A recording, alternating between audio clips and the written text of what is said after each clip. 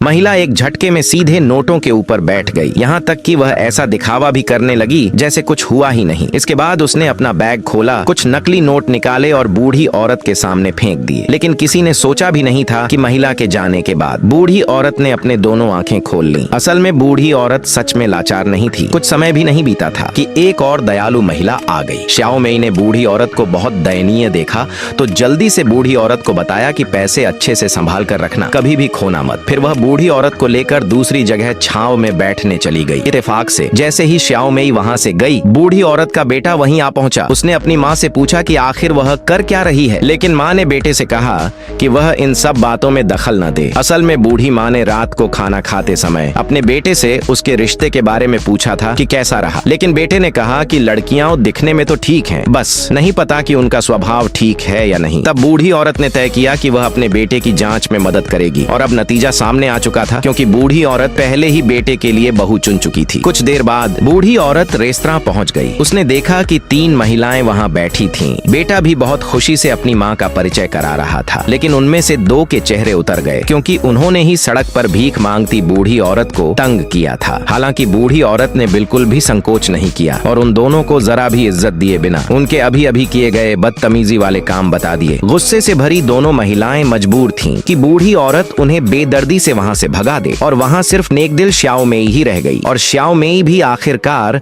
अपने जीवन साथी से मिल गई। अपने सफेद घोड़े वाले राजकुमार का इंतजार पूरा हुआ और फिर वह अमीर घराने वाली जिंदगी जीने लगी।